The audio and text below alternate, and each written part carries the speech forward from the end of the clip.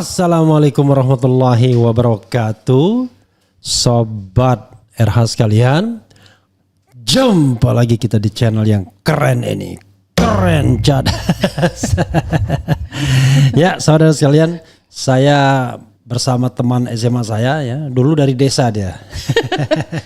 Wong dusun. Tapi kalau kata Palembang wong dusun, tetapi name-nya paling tinggi ya kan? Luar biasa, se-Sumatera Selatan ya. Dan diterima tanpa tes di institut fleksibel banget. Iya, sama kok pinternya sama RH. Jadi institut, kalau kamu bilang sama kok pinternya sama RH, berarti memuji diri sendiri. Nitip. Ya saudara sekalian, kita bongkar file lagi ya. Lisa Noviani. Assalamualaikum warahmatullahi wabarakatuh, Lis. Waalaikumsalam warahmatullahi wabarakatuh. Ya Lis, bongkar file hari ini ada apa? Ada dua materi yang mau disampaikan pada 1 jam ini, yaitu analisa sentimen terhadap isu ijazah Jokowi. Ini menggunakan berbagai analisa statistik. Dan kedua adalah kita mengungkap fakta-fakta kuat yang terdapat pada ijazah dan skripsi Jokowi. Oke. Silakan ditayangkan, Jido jangan lupa. Yang pertama akan coba ditampilkan yaitu analisa sentimen terhadap isu ijazah Jokowi. Analisa ini terhadap semua tweet yang muncul di sosial media, baik di Twitter, di Facebook, di grup ini yang bisa diakses oleh software ini di berbagai sosial media. Software Lisa atau software minjem ini? Ini nggak usah disebutkan. Oh, harus disebutkan nanti akan disebutkan. Oke. Jadi kita menggunakan nanti adalah software yang paling banyak digunakan saat ini oleh data analis di seluruh dunia, yaitu Python. Python itu adalah bahasa pemrograman yang paling populer saat ini. Powerful. Kayak pembangkit listrik Python ya. Iya, namanya Python. Dia diciptakan oleh seorang programmer asal Belanda, Guido van Rossum pada 1991. Tapi terus pas makin di-upgrade terus. Kok saya bisa melakukan ini? Karena saya sebenarnya juga pengajar data analis. Mengajar beberapa tentang melakukan analisa data, termasuk mengajarkan juga berbagai bahasa pemrograman kekinian yang menggunakan metode coding dan sebagainya. Dan saat ini memang bahasa pemrograman yang paling banyak digunakan oleh jutaan data analis seluruh dunia adalah Python ya. Data analis ini adalah profesi tertinggi saat ini yang sangat dibutuhkan oleh perusahaan-perusahaan, karena sekarang hampir semua perusahaan butuh data analis karena kan sekarang udah digital gitu kan. Nah, oleh karena itu banyak bootcamp yang mengajarkan berbagai bahasa pemrograman, dan Python ini adalah yang paling populer yang pasti diajarkan. Dan biasanya umumnya data analis menguasai bahasa pemrograman ini.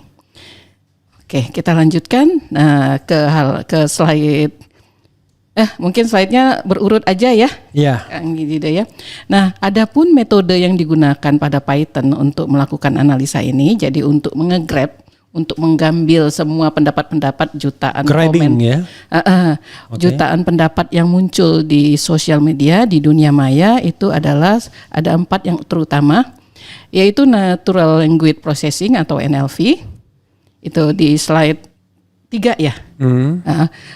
Yaitu digunakan untuk memproses dan menganalisis teks tweet, termasuk mengidentifikasi kata-kata kunci, sentimen, dan topik. Terus juga machine learning, yaitu algoritma yang digunakan untuk mempelajari pola dan tren dalam data tweet sehingga dapat memprediksi sentimen netizen dengan lebih akurat.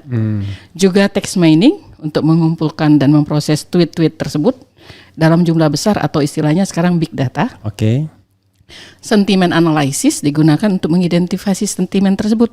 Jadi software ini bisa mengidentifikasi itu positif, negatif ataupun netral. Itu sama kayak calon presiden ya, dari sisi big data menang dia. Kok realitasnya malah kalah jauh, heran ya. Teruskan. Iya, terkadang iya sih. Nah, di sini kita mengelompokkan, mendefinisikan Apa itu yang dimaksud dengan sentimen negatif? Apa itu yang dimaksud dengan sentimen positif? Di sini beberapa kelompok besarnya itu adalah yang dimaksud dengan sentimen negatif terhadap ijazah Jokowi di sini. Pokoknya yang negatif-negatif itu dikumpulkan ya, Bang RH ya. Negatif itu berarti negatif bagi Jokowi ya? Image negatif terhadap isu ini, terhadap ijazah Jokowi. Ya, tapi maksudnya negatif kepada Jokowinya. Kepada Jokowinya. Oke. Jadi mereka bukan berarti orang nggak suka dengan isu itu, bukan ya? Pokoknya itu isu negatif buat Jokowi. Terhadap ijazah, pokoknya ijazah kan Ya, kita konteksnya ijazah sekarang, konteks ijazah Jokowi. Ya. Mereka berpendapat negatif atau negatifnya memang buat Jokowi artinya, betul. Iya, makanya perlu karena bisa aja orang bilang, oh negatif isu ini. Loh, kalau negatif isu ini jadi positif ke sana kan? bukan, betul. Negatif Jadi bagi mereka Jokowi. menganggap Jokowi itu negatif gitu. Betul. Oke, setuju RH. Jadi mereka meragukan adanya ijazah, keraguan akan pendidikan Jokowi. Juga ada itikat atau aktivitas negatif atau kegiatan negatif untuk adanya ijazah tersebut. Terus yang paling clear adalah ijazah itu palsu dan tidak sah. Itu pendapat-pendapat negatifnya ya. Nah, ya, sedangkan kelompok besar yang memiliki sentimen positif terhadap Jokowi adalah dia menghargai prestasi Jokowi dalam memperoleh ijazah. Jadi ada reasonnya, ada alasannya. Kenapa sih positif sih? Oh iya, prestasinya Jokowi dalam memperoleh ijazah. Terus ijazah itu adalah bukti kemampuan dan integritas. Jadi dianggap Jokowinya berintegritas. Dan mereka menganggap positif karena menghargai perjuangan Jokowi yang sudah, sebenarnya ada keterangan lagi, mereka sudah Jokowi sudah membangun Indonesia, sudah berprestasi dalam 2 periode kepemimpinannya dan lain-lain dan sebagainya. Nah, itu yang dimaksud dengan positif terhadap Jokowi. Jadi kalau jadi negatif, isunya isu ijazah palsu, sentimen negatif terhadap Jokowi dan positif terhadap Jokowi. Ya, jadi dikelompokkan dua itu garis besarnya. Nah, temuan-temuan ini sebenarnya top findingnya, tapi nanti kita tampilkan datanya. Itu terjadi peningkatan sentimen negatif yang sangat signifikan sejak awal tahun 2025 ini terutama. Yang pendapat dominan adalah sentimen negatif. Sangat dominan ya. Dan tingkat sentimen negatif itu sebenarnya pada akhir tahun kemarin, mungkin setelah Prabowo dilantik 2 bulan gitu, itu masih di angka 40-an%. Tapi pada kondisi sekarang minggu lalu terutama itu puncaknya itu udah di atas 90%. Sentimen negatifnya. Kita coba tampilkan satu persatu ya, RH ya. Silakan. Nah, ini datanya.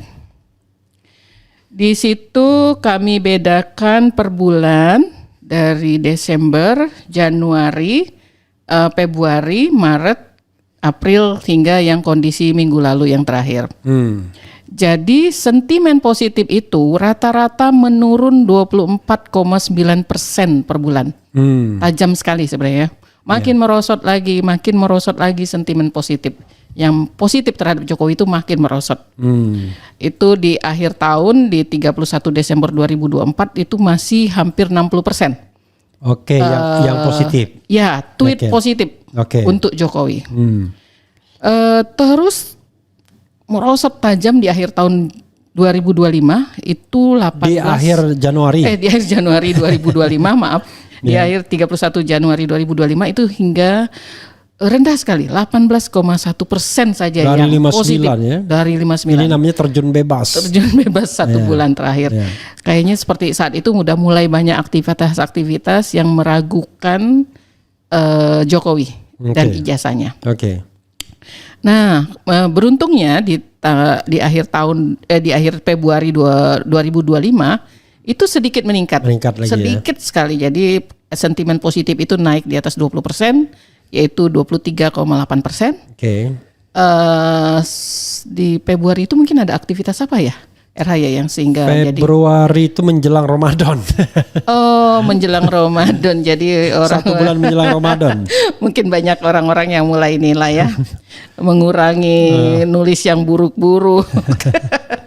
Iya.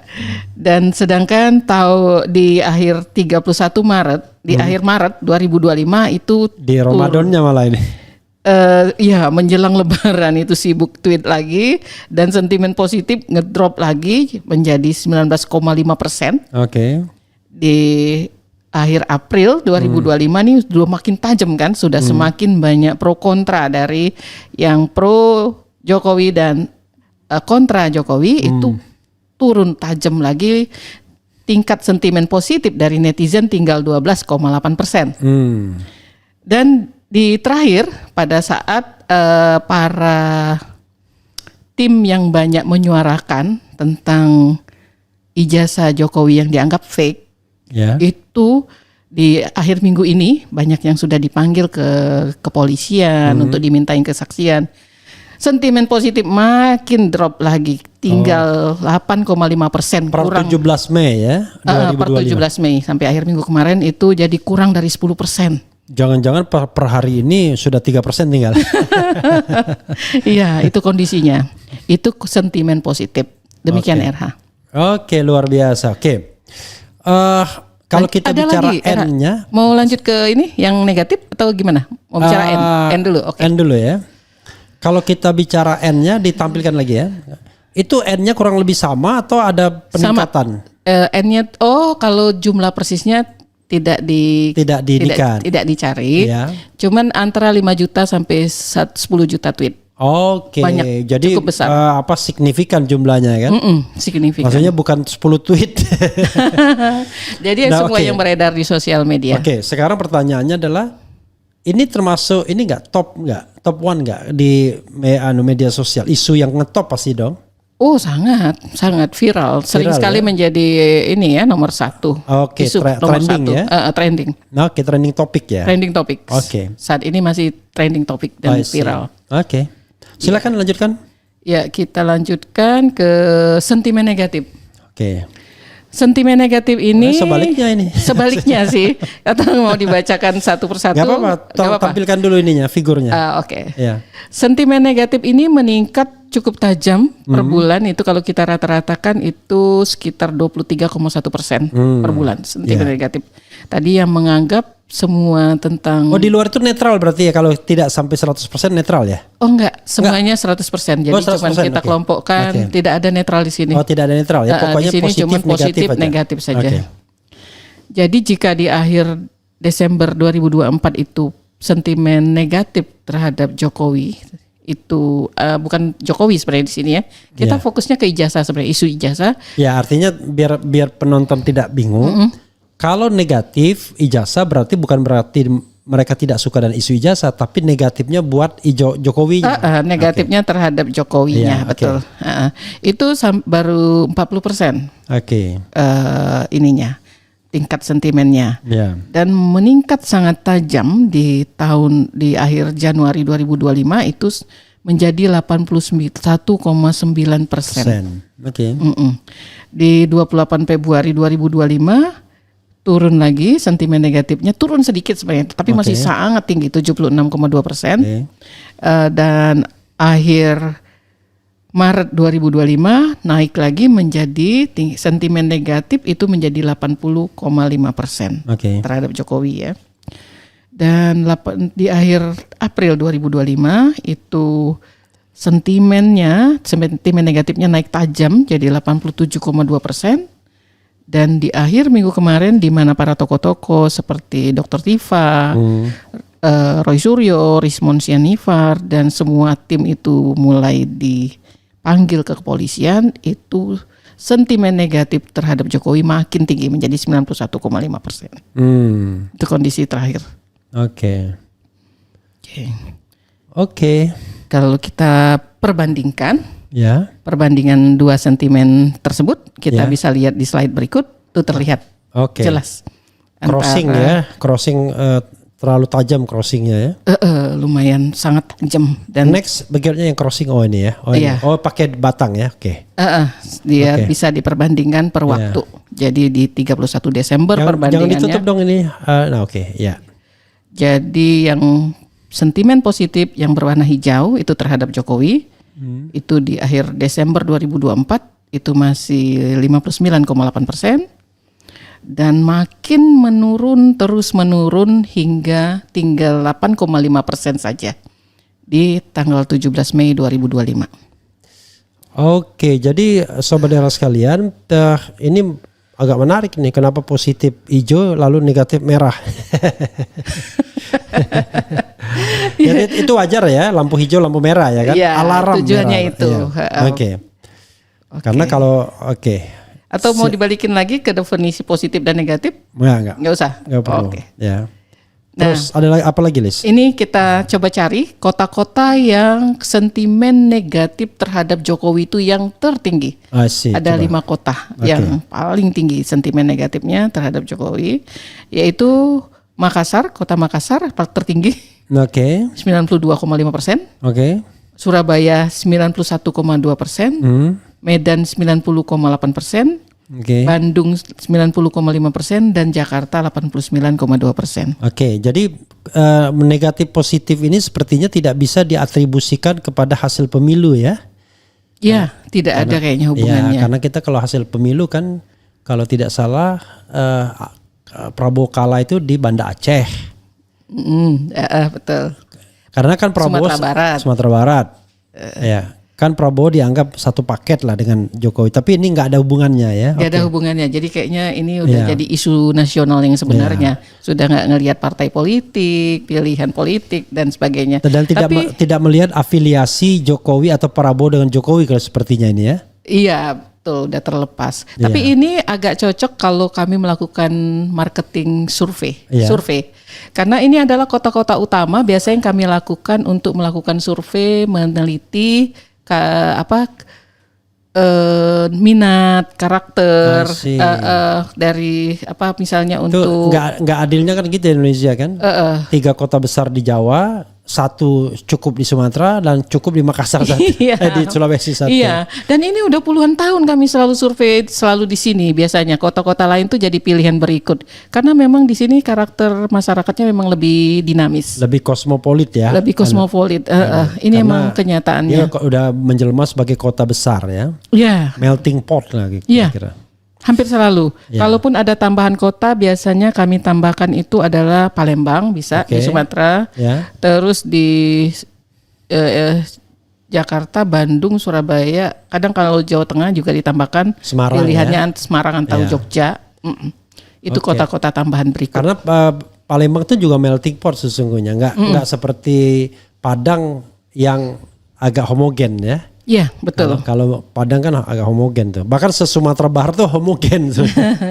Jadi kalau misalnya ada produk baru mau launching, kota-kota ini jadi pilihan. Karena kalau kota-kota ini menerima berarti ya udah aman. Jadi maksudnya launchingnya ijazah palsu ini di launching gitu. Sentimennya negatif langsung. Gitu.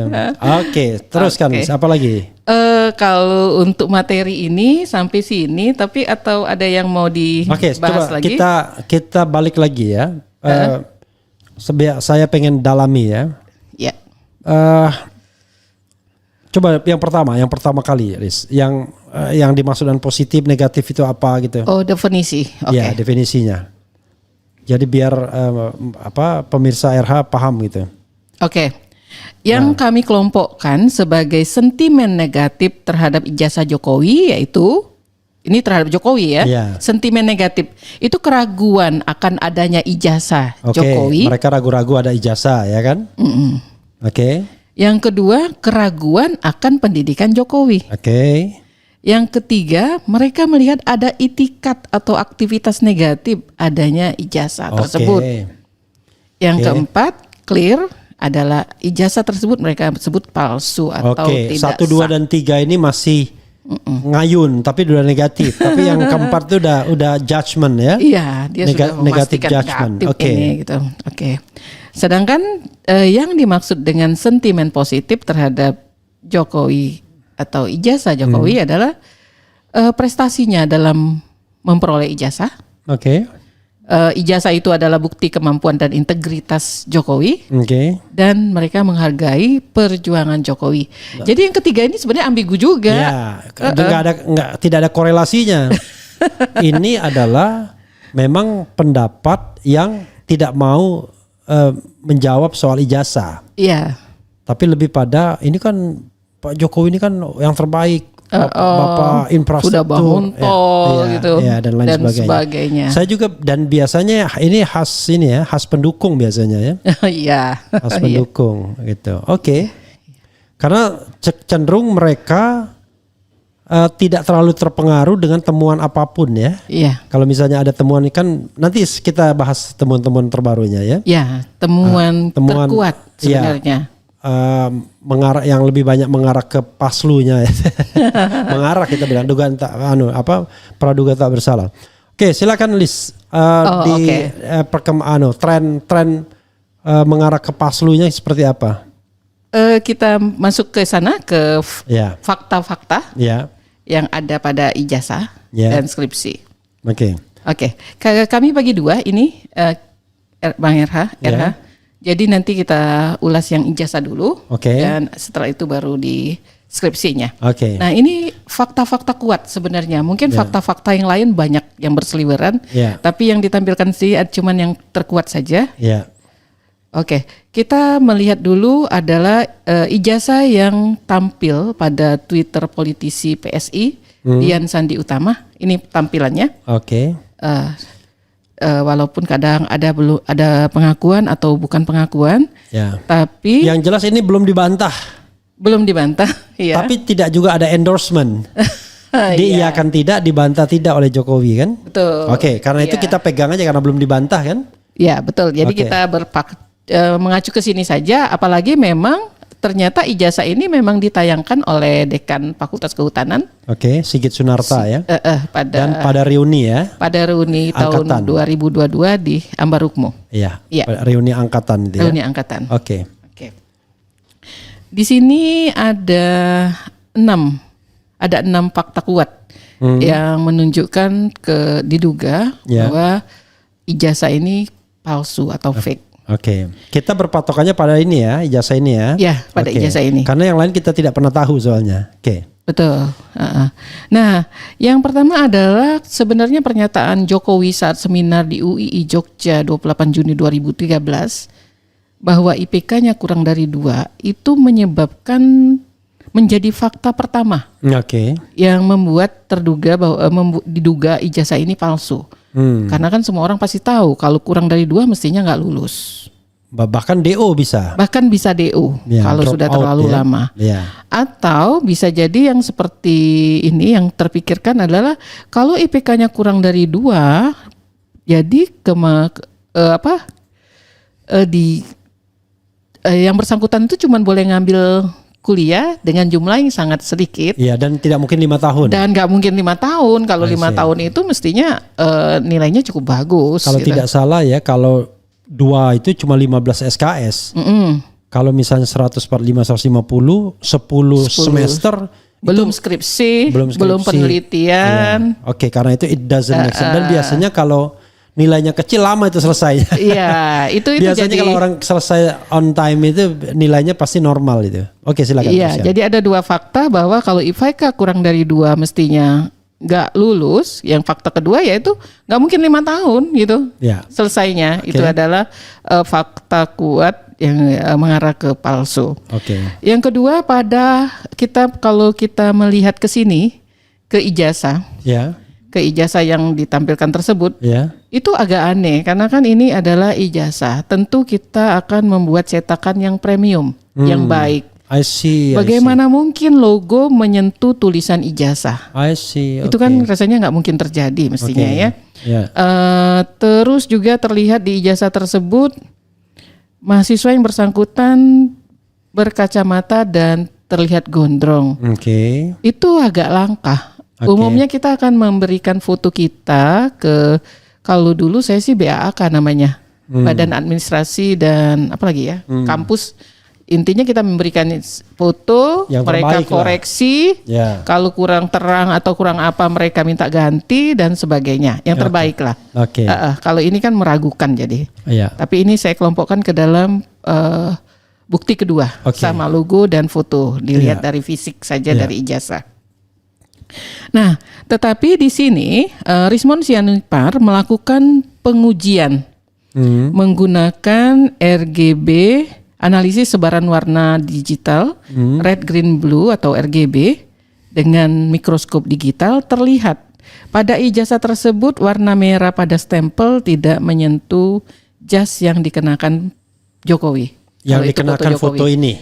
Kalau Dikenakan orang dalam foto ini. ya orang dalam foto iya, ini, iya. orang dalam foto ini. Iya. Itu berdasarkan analisis Rismon Sianipar. Oke. Dia menggunakan analisis digital, menggunakan mikroskop digital. Oke. Nah, fakta keempat itu adalah adanya ralat. Ini menyebabkan kita pasti berpikir ada sesuatu. Adanya ralat pada berita kematian Profesor Ahmad Sumitro yang sudah ditayangkan di website UGM pada tanggal 24 September 2009. Beliau meninggal pada 21 September 2009. Insya Allah husnul khotimah. Insya Allah. Nah, itu ralat tersebut dilakukan setelah 13 tahun. Jadi ralat dilakukan oleh UGM pada 15 Oktober 2022. Oke. Ya, ralat ini mengenai jabatan Ahmad Sumitro. Periodenya ya. Periodenya ya tadinya pada 1977 dan 1988 Sampai 1988. Oke, maaf.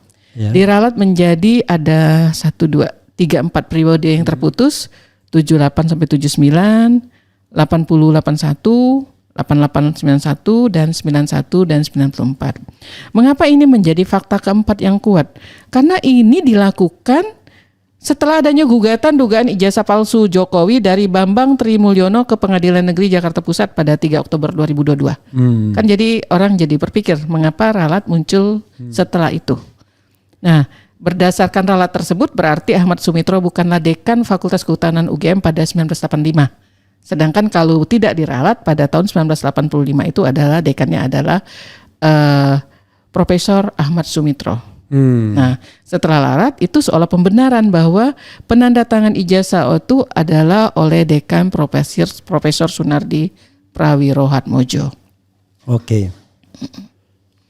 Berarti Sunardi ini menjabat 2 periode juga dong berarti 6 tahun ya? Kalau dilihat sini sepertinya Ya. ada 2 tahun, ada setahun gitu kan jarak-jarak. Tapi terakhir itu sudah ajak 3 tahun kayaknya terakhir. Ajak ya. Ya. Awal-awal iya, tetapi setelah itu 3 tahun. Iya. Ini bahkan kalau di Ahmad Sumitro ada yang 1988 sampai 1991, terus 1991 sampai 1994. Berarti cuma ada dekan yang cuma beberapa bulan itu di tahun 1991. Oh enggak, saya kira tahun 1991 ini dia nyambung periode kedua ya, periode berikutnya. Oh, itu nyambung. Oh, ya, oke. periode berikutnya. Ya, makanya dikasih. Jadi bayangan saya, tapi saya ini menduga ya. Dulu pemilihan dekan itu setahun sekali. 78 79. Iya. Ya kan? 2 tahun itu kayak mungkin. Iya, mungkin 2 tahun atau setahun. Lalu 80 81. Ya kan? Nah, barangkali ini crossing nih, mungkin pemilihannya bulan Desember atau apa nggak ngerti ya. Oh iya. Kemudian baru 88 91. Tapi ya periodisasinya ini memang perlu pencermatan. Tapi udahlah, itu intinya adalah kata Roy Suryo ini sengaja ya diubah masa jabatannya biar biar menyesuaikan dengan penandatangan gitu ya. Iya, jadi cenderung seperti itu kan. Kita kan punya ini pikiran-pikiran seperti itu. Tapi ini yang menampilkan informasi ini adalah Tempo. I see. Tempo dan memberitakan ini udah cukup lama, tahun 2022 juga kayaknya. I see. Waktu ribut-ribut ya. Pada waktu Trimulyono menggugat. Iya, dan kemudian dia dijadikan tersangka malah, kemudian dihukum. Iya. Oke, terus kan Lis? Ya, berikutnya kita mencoba melihat ke ini tweetnya Bang Rismon lagi. Ya. Itu dia mencoba menganalisa menggunakan berbagai deep face matcher. Jadi ada beberapa metode untuk menguji kemiripan satu foto dengan foto lain. Nah, di sini kita lihat adalah perbandingan kemiripan foto di ijazah dengan foto. Ini yang keberapa ini? Slide 6. Ya, Yang kelima. Oh, yang ini yang kelima ya. Yang kelima, Oke. ya. Di situ ada berbagai metode yang dia gunakan, yaitu VGG, PACE, PACENet, PACENet 512, ArcPACE, dan SPACE. Jadi ada banyak metode. Nah, tingkat kemiripan itu kalau 100% dianggap sangat mirip atau identik, 80% mirip, 50% cukup mirip, kurang dari 30% tidak mirip atau wajah berbeda. Oke. Ada dua subjek di sini. Maksudnya yang dibandingkan dengan foto yang ada di ijazah ada 2 orang, yaitu Jokowi dan sepupunya, yaitu Darmono Budi Utomo. Dumatno. Ya, Dumatno bukan Budi Utomo. Darmono, Dumatno. Oke. Dumatno Budi Utomo ya. Oke. Nah, di situ terlihat bisa diperbaiki nanti ya, Dumatno ya. Dumatno. Ya, oke. Kalau kita lihat tweetnya itu tingkat kemiripannya berbeda-beda dan memang justru lebih rendah jika foto tersebut dibandingkan dengan foto Jokowi. Oke. Lebih tinggi jika dibandingkan dengan foto Dumatno Budi Utomo. I see. Oke.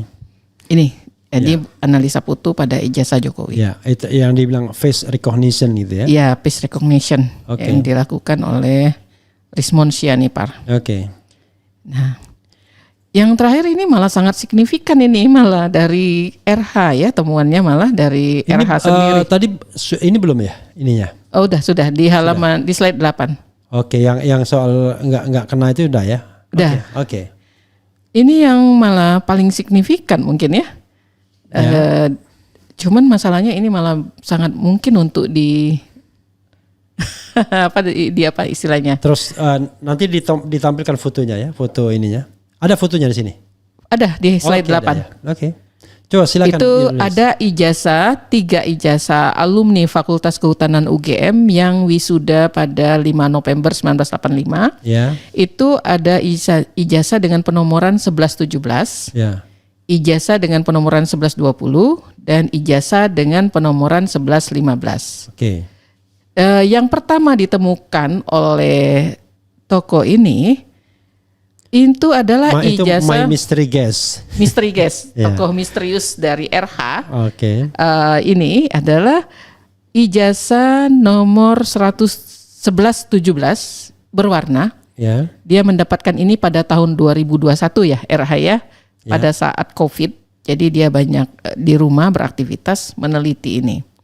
Tapi kalau meneliti satu katanya nggak mungkin. Dia mencoba meminta kepada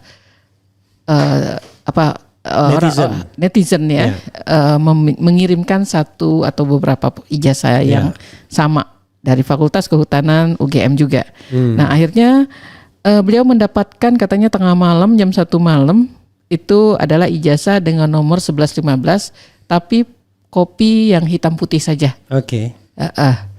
Terus berdasarkan yang diupload oleh Dian Sandi Utama pada tanggal 1 April ya, kalau nggak salah 2025, akhirnya toko misterius ini mendapatkan nomor 1120 yang berwarna. Oke. Nah, ketiga ijazah tersebut masing-masing dari Fakultas Kehutanan UGM yang diwisuda tanggal 5 November semuanya diwisuda 5 November 1985, dibandingkannya dengan metode visual comparison atau dengan komparasi visual. Ya. Hasilnya adalah ternyata didapatkan yang sangat mengagetkan. Ijazah 1117 itu tidak identik dengan ijazah 1120. Ijazah 1120 juga tidak identik dengan ijazah 1115. Ya. Dan ijazah 1115 ternyata identik dengan ijazah 1117. Tapi ini klarifikasi ya, yang saya tahu ya. Dia membandingkan 1120 itu dalam kondisi yang masih hitam putih. Karena dia lakukan 2021, sementara yang diupload Dian Sandi kan baru 2025. Betul. Tetapi itu tidak berpengaruh karena dia pakai metode plat. Jadi kalau orang mau cetak itu plat masternya itu walaupun dicetak 11.000 miliar kali, tetap sama patternnya ya. Betul. Tapi kalau masternya berbeda pasti makanya beda. Terus kan Lis? Ya, makanya kan yang menjadi tanda tanya kalau memang misalnya yang wisuda dengan nomor ijazah 1120 ini mestinya kan dicetak pada percetakan yang sama, mestinya gitu. Dengan master yang sama mestinya. Dengan master yang sama. Toh tidak terlalu banyak juga kan yang perlu dicetak. Betul. Jadi paling mestinya satu angkatan tuh berapa yang lulus wisuda kan? Tidak berbeda mestinya kan RH? Ya kan biasanya kita akan nyetak ke tempat satu gerombolan itu mestinya ya nggak beda mestinya. Karena seharusnya. yang mahal itu bikin plat biasanya kalau kita mencetak sesuatu. Itu. Yang mahal tuh bikin platnya. Dan juga ini plat itu kan ada pengamannya, ada apanya macam-macam lah. Maksudnya betul-betul di scrutinize ya. Nggak bisa sembarangan kan. Yakin baru kemudian. Nggak mungkin bikin plat banyak-banyak rasanya ya. Iya, dan ini kan dokumen atau sertifikat yang sangat berharga. Iya. Ijazah. Jadi mestinya sangat hati-hati untuk melakukan pencetakan. Okay. Jadi misalnya pengecekan terhadap kualitas. Kami aja membuat tropi. Itu pengecekan kualitas itu rangkap-rangkap. Okay. Jangan sampai salah gelar, salah huruf. Ada. Oke. Coba ke visual dulu nanti. Visualnya di slide 8. Ya, silakan. Jido. Jadi sebagai contoh kami kan mencetak ini tropi aja ya RH ya. Tapi tropi itu kami lakukan pengecekan berulang. Berulang dari beberapa orang. Jangan sampai salah gelar, salah nama, salah misalnya itu adalah penghargaan untuk apa tuh salah. Berulang kami lakukan. Sampai di kondisi terakhir sudah dicetak pun, sudah jadi pun tropi itu dengan cetakannya, dengan platnya terjadi kesalahan, kami ulang lagi. Okay. Karena itu kan sesuatu yang sangat berharga, apalagi ini ijazah. Kalau terjadi kesalahan akan terjadi pengulangan cetakan. Ya, oke. Ini Lis, visualnya Lis. Ya, ini bukan misteri guest saya yang ngasih tahu sebenarnya. Ini diambil dari internet, dari X. Nah, dapat dari X. Misteri guest saya yang menjelaskan ini. Gitu. Oh iya. Bagaimana mungkin RH bisa menjelaskan lebih detail? Jadi di sini kalau kita lihat yang beda kan 1120 kan? Iya. Nah, itu coba lihat huruf A-nya. Huruf A sarjana, huruf A terakhir. Iya. Itu kan kalau yang 1117 itu sama 1115 kan sama kan letaknya. Di mana pucuk A di huruf A itu masih nempel. Iya. Nempel semua gitu di logonya logo UGM ya kan? Tapi huruf A di 1120 udah keluar kan satu kakinya, coba lihat. Iya, betul. Iya, terlihat. Padahal yang 1115 ini digedein sedikit tuh anunya, ininya. Ini kan kecil 1117. Iya. 1117 kecil ditampilkan, kalau 1115 agak gede. Tapi walaupun digedekan begitu, kalau dia berasal dari plat yang sama, kelihatan sama letak huruf A-nya. Yang kedua, yang kelihatan juga adalah letak huruf N-nya dari sarjana N. Kalau 1117 dan 1115, N-nya tuh masih dalam kelopak bunga teratai itu, coba lihat. Iya, betul, terlihat. Tapi kalau 1120 itu udah keluar tuh ujungnya itu. Iya. Iya, betul. Nah, ini yang kata misteri guest saya, metode yang lebih gampang dipahami oleh awam. Oh, iya. Karena awam bisa melihat. Gitu. Jadi dengan demikian maka dia kesimpulkan bahwa 1115 dengan 1117 identik, tapi 1120 tidak identik dengan keduanya, ya 1115 dan 1117. Nah, pertanyaan tentu dia tidak bisa mengatakan mana yang asli, mana yang palsu, tapi dia cuma mengatakan identik. Gitu, karena ada comparisonnya. Awalnya cuma 1:1, nggak bisa kan? Misalnya Jokowi sama siapa berbeda. Itu pun sebenarnya sudah menimbulkan tanda tanya kan? Tapi ini 2:1. Oke. Kalau ada lagi, Liz. Sorry terus. Ada isu bahwa ini ke depan. Ini slide terakhir ya? Belum. Skripsi belum masuk. Oke. Oh iya, skripsi belum masuk. Ya. Ada isu ya RH ya. Mungkin RH sempat kemukakan juga bahwa ada peluang nanti ijazah tersebut mungkin akan dibikin mirip kemana gitu ya. Dibikin mirip ke tipe yang ini atau dibikin mirip ke tipe yang ini. Ya, jadi ini dugaan ya. Banyak yang menduga akan ada yang namanya reproduksi. Tapi sekali lagi ini menduga. Reproduksi terhadap apa? Ya agar sama dengan yang 1120. Nah kalau masih ada platnya, masih ada plat cetaknya, reproduksi bisa dilakukan dan akan identik. Asal dari plat yang sama. Cuman masalahnya adalah apakah masih ada platnya atau enggak. Atau jangan-jangan reproduksi itu sudah dilakukan bersamaan. Nah itu yang malah lebih. Di satu masa tertentu ketika isu ini muncul. Tapi ini dugaan ya, azas praduga tak bersalah. Jadi karena itu bisa jadi ada kelompok tertentu yang memegang ijazah yang identik. Nah ketika kalau sudah dilakukan pencetakan itu, pencetakan sudah dilakukan, itu lebih bahaya malah. Iya, pasti identik kan? Ya, tapi usianya, karena kalau dicetak sekarang pasti akan berbeda lah. Gini, usia cetakannya. Ya, makanya kemudian orang seperti Roy mengatakan ya nggak bisa cuman begini doang, nggak bisa visual comparison doang, tapi juga harus bagaimana karbonnya, bagaimana macam-macam lah. Nah, usia cetakan. Nah dari situ kan akan ketahuan. Apakah misal ya, kalau misalnya vis-a-vis berhadapan, apakah 11-15, 11-17 itu bisa dianggap lebih original dibandingkan yang sekelompok orang yang berangkat. Bisa jadi dia nih jadi minoritas nih. Iya. 11-15, 11-17. Bisa jadi minoritas. Ya, bisa aja. Iya. Dan tapi saya sempat dapat masukan nih dari Desi Suyanto, teman saya yang alumni IPB, yang pernah juga seorang dia pernah nulis tentang rektor. Oh iya. Pernah. Nah, ini dia memberikan masukan bahwa uji karbon itu juga nggak gampang sebenarnya untuk menguji usia. Karena itu kan mengikuti usia setengah T istilahnya ya, kalau radioaktif. Nah itu kan setengah T-nya karbon itu sekitar setengah abad. Jadi tapi mungkin dengan teknologi sekarang usia karbon itu akan lebih lebih pendek untuk pengujian kan, semakin canggih. Bisa aja. Bisa aja seperti itu. Sebentar saya cek dulu berapa lama ya satu uji karbon. Mohon maaf kalau tadi salah.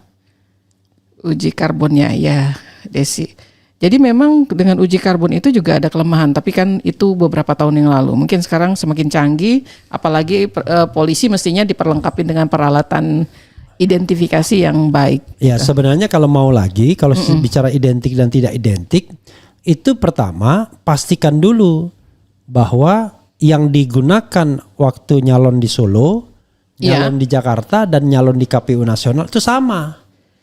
Kalau isu bahwa CV-nya Jokowi itu hilang di websitenya KPU benarkah? Nah, itu another story. Beda lagi ya. Another story. Tapi maksud saya, kalau misalnya fotokopi legalisir itu didapatkan, makanya kata mantan Wakapolri di polis lain itu, kalau bisa didapatkan maka kemudian bisa dibandingkan ijazah yang katanya asli yang dipegang itu dengan fotokopi. Nah, dengan menggunakan visual comparison bisa juga. Apakah identik atau tidak kan begitu? Betul, itu juga bisa. Nah, kalau misalnya ditemukan identik, berarti tidak ada masalah soal penggunaan fotokopi. Jadi fotokopinya sama semua, tapi it doesn't mean itu asli. Iya, betul. Misalnya katakanlah yang dipakai itu yang Dian Sandi itu untuk melamar di KPU nasional pakai itu, melamar di gubernur pakai itu, wali kota ada pakai itu, berarti kan sama semua. Maka fotokopian dari KPU itu tidak relevan lagi. Maka ini harus diuji dengan ya caranya sendiri. Jadi fotokopi nyingkir, tapi yang aslinya itu harus diuji, yang tidak fotokopian. Tapi kalau fotokopinya beda-beda, ya itu udah pertanda bahwa itu sudah terjadi pemalsuan. Kan nggak mungkin ada dua jenis kan yang dimasukkan. Oke, teruskan Liz. Ya oke. Kalau untuk ijazah sudah cukup ini. Ya oke. RH. Kita lanjut ke skripsi. Oke. Kita lanjut skripsi ya. Oke. Kenapa skripsi ini penting? Karena ada yang namanya ijazah aspal. Asli tapi palsu. Jadi ada, saya nggak ngomong UGM ya. Ada institusi pendidikan yang jual ijazah. Jadi ijazahnya original. Blankonya benar, tanda tangannya benar, tapi tidak didapatkan dengan cara yang sah. Misalnya tidak bikin skripsi. Ada itu isu. Jadi ada universitas mengeluarkan begitu banyak ijazah, tapi skripsinya kagak ada. Kayak gitu. Kuliah? Tetap kuliah? Atau enggak lah. Tidak kuliah dan tidak ada skripsi juga? Itu kita nggak kita hitung mau kuliah mau kagak. Yang jelas dia tidak pernah bikin skripsi dan Kalau dia tidak pernah bikin skripsi, nggak mungkin dia dapat ijazah. Pasti. Oke, silakan Ya. teruskan. Oke. Kita lihat di slide 10 itu adalah cover skripsi Jokowi Oke. yang difoto kalau nggak salah oleh Roy Suryo ya pada waktu dengan ketemu resolusi tinggi katanya. dengan resolusi tinggi pada saat ketemu tim TPUA dengan UGM. Oke. Itu difoto oleh beliau. Terus ini juga ada cover dalam dan judul. Dan ini lembar pengesahan kayaknya ya yang ditandatanganin. Ya ini judul ya, halaman judul. Kiri, kalau yang kanan itu lembar pengesahan. Yang ditandatanganin oleh Profesor Ahmad Sumitro dan dekannya. Dosen pembimbing dan dekan Ya. Profesor Sunardi. Ya. Ini adalah tampilannya. Ya. Di slide 12 kita coba lihat tampilan lagi dari tanda tangan yang ada di skripsi Jokowi, yaitu Profesor Dr. Insinyur Ahmad Soemitro. Ya. Dan itu ijazah yang dimiliki oleh Aida Greenbury. Ya. Itu adalah tanda tangan Profesor Dr. Insinyur Ahmad Sumitro. Ya, Itu kebetulan yang bapaknya Aida sendiri itu. Dia juga kuliah di Fakultas Kehutanan UGM. Jadi bapaknya dan Aida mengkonfirmasi bahwa ayahnya memang namanya adalah Ahmad Sumitro tanpa SO. Tanpa OE. Tanpa OE. Ya. Dia mengkonfirmasi bahwa nama ayahnya adalah Ahmad Sumitro. Dan pengalaman kita tentunya rasanya kalau kita memberikan Tanda tangan penting. Skripsi atau dokumen penting kita ke dosen pembimbing dan salah ketik namanya, ya sudah sangat bisa dipastikan tidak akan ditandatangani. Iya, bahkan dicoret, bisa dimaki-maki. Bisa dimaki-maki. Masa kamu dosen pembimbing aja nggak ngerti spellingnya? Iya, fatal sekali itu bisa. Jadi ini kalau ada orang mengatakan itu biasa, itu kan karena perubahan ejaan. No, ini bukan perubahan ejaan. Ini justru something. Masa bergaul selama mungkin 1-2 semester, spelling nama dosen pembimbingnya pun salah. Dan juga gelarnya di Prakata kan cuma doktor kan. Gitu. Gelarnya tidak konsisten. Iya. Walaupun memang di banyak dokumen katanya di berita di mana-mana itu nama Profesor Ahmad Sumitro kadang pakai OE, pakai U. Itu berbeda kasusnya pastinya kan. Beda. Kalau ini kan skripsi. Anak bimbingnya. Jadi baik yang mengetik maupun yang akan menandatangani itu sama-sama aware. Iya. Akan cetakan yang benar kan? Iya. Gitu. Nggak akan mungkin ditandatanganin pastinya. Terus soal ketidaklengkapan tanda tangan dosen pembimbing itu juga menjadi sesuatu hal yang harus kita jadi concern. Kenapa? Karena umumnya kalau kita sudah benar-benar final skripsi kita, sudah benar-benar final, kita dengan semuanya, kita minta tanda tangan ke semua dosen pembimbing kita, kita minta tanda tangan kemana-mana, itu diperbanyak dulu. Nah, setelah diserahkan, misalnya kampus mintanya 10 eksemplar, itu semuanya asli, nggak ada fotokopi, semuanya tanda tangan basah. Jadi misalnya nanti satu akan diserahkan oleh jurusan kita ke perpustakaan, itu semuanya asli, tanda tangan basah semua dan lengkap. Begitu juga yang disimpan kampus. Terus ada mungkin 1, 2 atau berapa yang kita miliki sendiri. Itu semuanya tanda tangan basah pastinya. Dan sudah fix final benar. Tuh. Persoalannya? Ya persoalannya kan di skripsi Jokowi itu ada 2 tanda tangan pembimbing yang kosong kalau nggak salah. Tapi saya nggak dapat itu. Bukan itu. Apa jadi tuh? di skripsinya itu cuman ada lembar pengesahan. Nah, lembar pengesahan itu isinya cuma pembimbing utama sama dekan. Oh iya, mohon maaf. Nah, lembar pengujiannya yang nggak ada. Lembar pengujiannya nggak ada. Ya, tapi kalau di saya, lembar pengesahan yang punya saya ada pembimbing 1, pembimbing 2. Kemudian ada lembar pengujian, beda lagi. Yang menguji itu ada tambahan, selain pembimbing yang menguji, ada dosen yang lebih senior biasanya yang akan menguji. Gitu. Jadi persoalan di Jokowi, ijazah Jokowi ini adalah cuma ada lembar pengesahan tapi tidak ada lembar pengujian. Oh, oke. Dan tanda tangan Sumitro itu patut diduga beda. Yang tarikannya beda. Pakai kasat mata aja terlihat beda ini di beda. slide 12. Ya. Terlihat berbeda sekali Beda. itu tarikannya. Kelihatan betul yang di bawah itu tegas, nggak ragu-ragu gitu ya.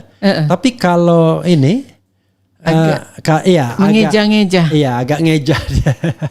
Terlihat Iya kan? sekali. Iya, nah gitu. Slide 12 RH. Iya itu sudah. Sudah ya. Ya. Oke. Agak beda kan? Ya. Gitu. Nah ini kita tadi baru Intinya ke adalah yang di foto-foto. bawah tuh lebih indah lah dibandingkan di atas. Ya. Oke, terus Selanjutnya itu kita coba kasih penomoran yang tadi kita sudah sebagian kita sebutkan. Ya. Nah, di sini skripsi Jokowi mengapa diduga palsu. Ini yang pertama kali menyatakan itu adalah Bang Rismon. Ya.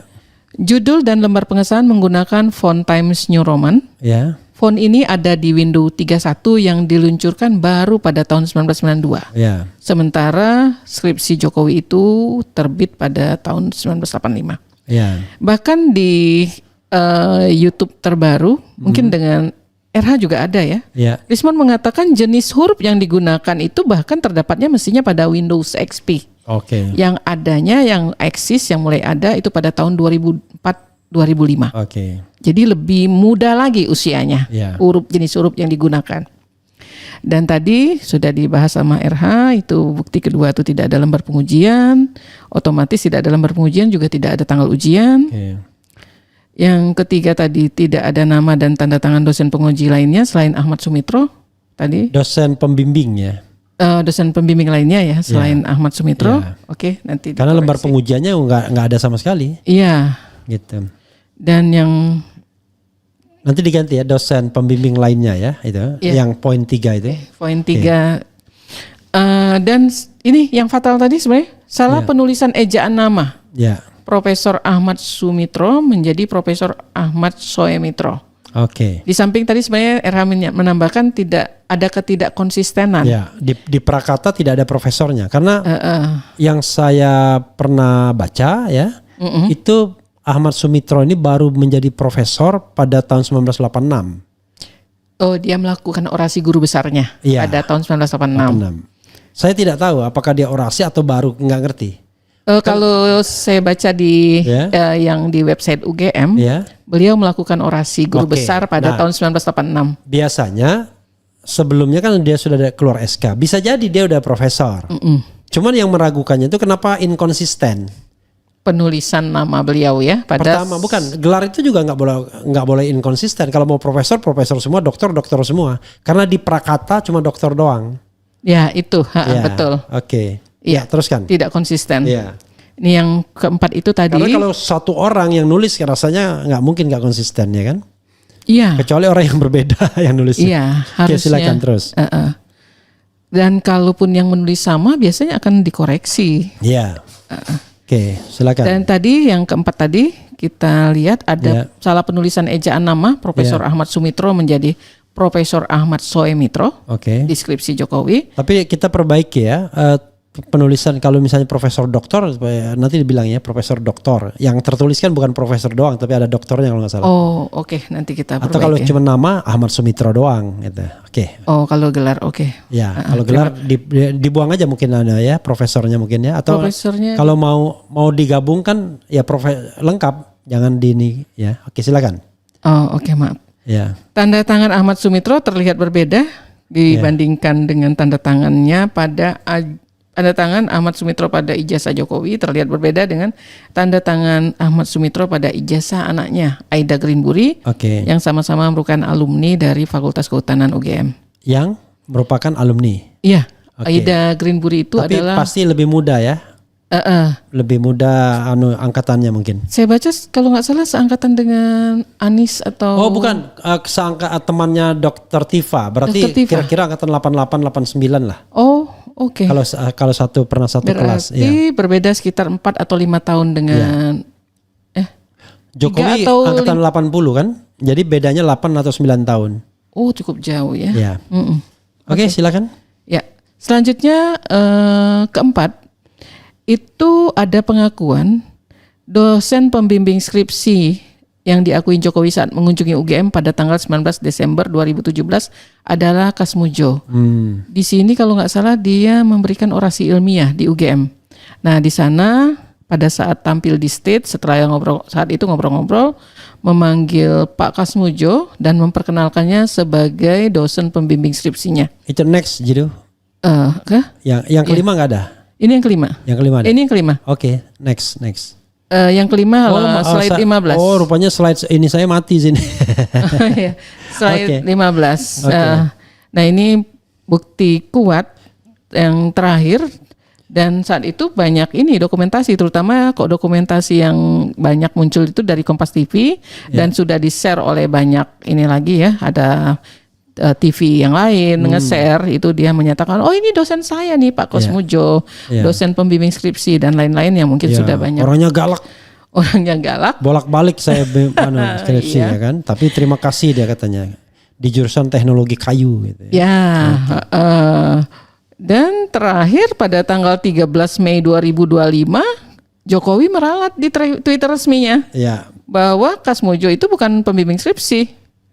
Bahwa itu adalah pembimbing akademik saja. Dan Kasmujo juga menegaskan bahwa dirinya bukanlah pembimbing skripsi, melainkan pembimbing akademik Jokowi dari tahun 1980-1985.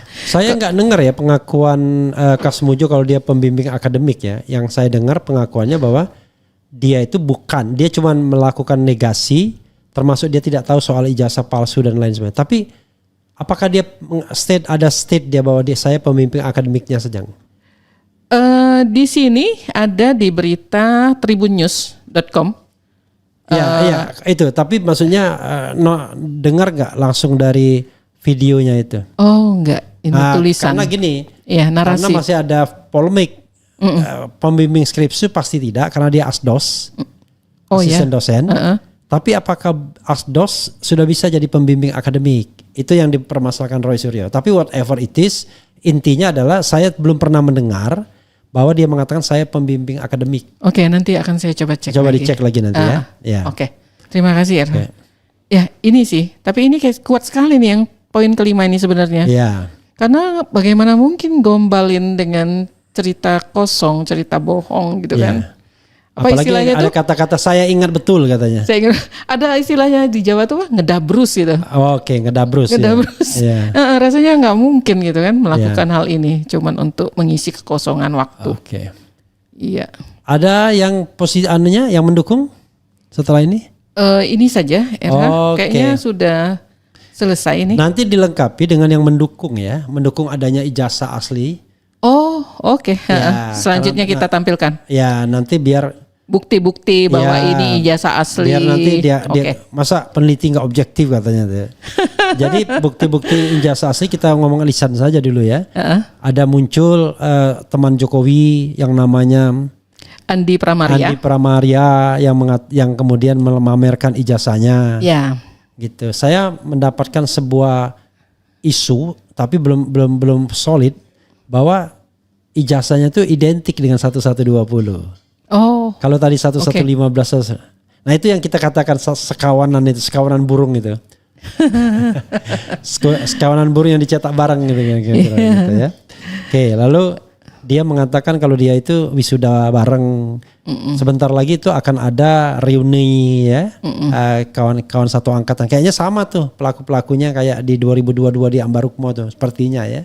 Orang-orangnya. Ya, tapi kan itu kecurigaan saya lah, jangan Lisa kan peneliti. Jadi kecurigaan saya dan orang-orang yang memperhatikan ini. Kok nggak wajar sih? Kenapa mereka lomba-lomba menunjukkan ijazahnya, sementara sang empunya ijazah itu nggak pernah sekalipun, nggak boleh bahkan. Iya. Bahkan polisi pun tidak pernah mau nunjukkan. Kan berarti kan, padahal kan polisi harusnya punya independensi kan untuk menunjukkan. Masa saya titipkan ijazah tapi jangan tunjukkan lo, awas gitu kan. Kan ini kan bagian dari klarifikasi kan. Yang gini, wah itu kan nggak ada urusan loh. Bekerjanya penegak hukum itu harus transparan, akuntabel. Nah, akuntabel kepada siapa? Kepada rakyat terutama. Jadi tidak hanya kepada yang pihak yang berperkara tapi juga kepada rakyat Indonesia yang sudah membayar pajak. Nah, ini yang kadang-kadang variabel ini yang kadang-kadang dilupakan orang. Seolah-olah kita ini kambing congek. Itu urusannya pribadinya Jokowi sama Bareskrim. Kita nggak boleh tahu. Padahal kita ini warga negara yang punya hak-hak. Salah satunya adalah hak atas informasi. Pasal 28 FUUD 45. Ngapain ada hak azazi di situ? Hak atas informasi. Kita minta informasi asli atau tidaknya ijazah Jokowi aja nggak boleh. Tapi kan Jokowi bukan bapakmu, bukan. Ya enggak, dia kan mantan dia presiden, bahkan masih Dewan Pengawas. Masih pejabat publik ya, sampai saat ini. Pengawas Danantara kan? Betul. Oke, Liz, apa lagi? Kalau untuk dari sisi fake sudah, mungkin tadi yang dari yang kurang dari sisi RH pro, harusnya dari sisi pro juga harus nanti ditampilkan. kita lengkapi dan kita tajamkan. Oke, tidak terasa sudah 1 jam lebih ya. Sobat era sekalian, saya kasih kesempatan Lisa untuk closing statement. Nanti saya akan closing untuk nutup acara ini. Oke. Terima kasih RH dan para audiens. Ini menariknya adalah ternyata masyarakat sekarang sudah tidak terbelah. Bahkan nyaris ngumpul di satu sisi yang menganggap bahwa ijazah ini adalah fake. Jadi seperti yang banyak yang viral itu adalah skandal diploma fake ya di dunia itu sudah sangat kuat kayaknya. Itu dari analisa kami berdasarkan temuan analisa menggunakan software Python ya. Oke, terima kasih.